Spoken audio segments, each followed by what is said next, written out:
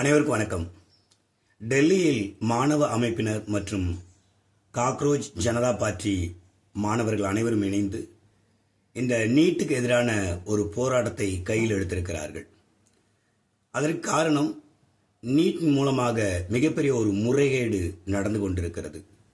So அந்த முறைகேடெல்லாம் தெரிந்த பிறகு இப்போது அனைத்து மாணவர்களும் அந்த நீட்டை எதிர்க்க ஆரம்பித்திருக்கிறார்கள்.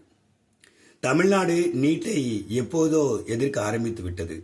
ஆக்சுவலி நீட் கொண்டு வரும்போதே அது தமிழ்நாடு விலக்கு கேட்டுதான் தமிழ்நாடை தவிர மற்ற இடங்களுக்கு தான் அந்த நீட் கொண்டு வரப்பட்டது. ஸோ அப்போதே தமிழ்நாடு அதில் தெளிவாக இருந்தது. ஆனால் மற்ற மாநிலங்கள் அதில் தெளிவற்ற நிலையில் இருந்தார்கள். ஸோ ஆகையினால நம்ம தொடர்ந்து நீட்டை எதிர்த்து கொண்டே இருந்தோம். சமயம் என்ன நடந்திருக்குது, நீட் வினாத்தாளை கசிய செய்து அதன் மூலமாக ஒரு மிகப்பெரிய ஒரு மோசடி இங்கே நடந்திருக்கிறது.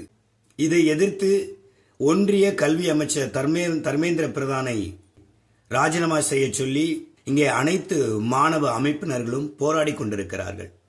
அவர்கள் தொடர்ந்து போராடி கொண்டிருக்கிறார்கள். ஆனால் ஒன்றிய அரசு செவிசாய்க்க மறுக்கிறது.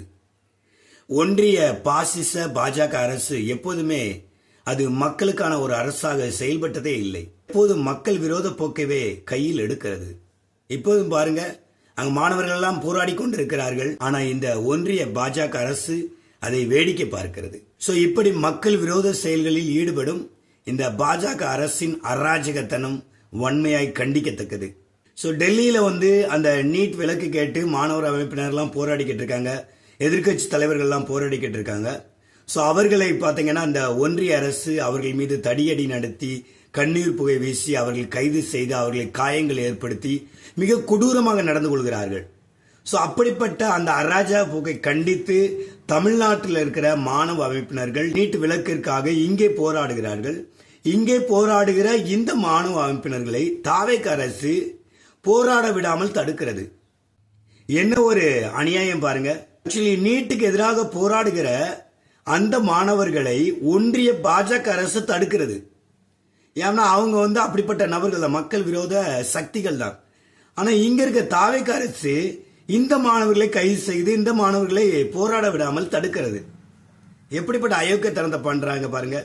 ஏற்கனவே விஜய் ஒரு 2 வருடத்துக்கு முன்னாக ஒன்று சொன்னார், டாக்டர் மட்டும்தான் ஒரு படிப்பு இருக்கா, வேற படிப்பே இல்லையா அப்படின்னு சொல்லிட்டு அந்த நீட்டுக்கு எதிர்ப்பு தெரிவிக்காமல் அதுக்கு முட்டு கொடுக்கும் வண்ணமாக அவர் பேசினார்.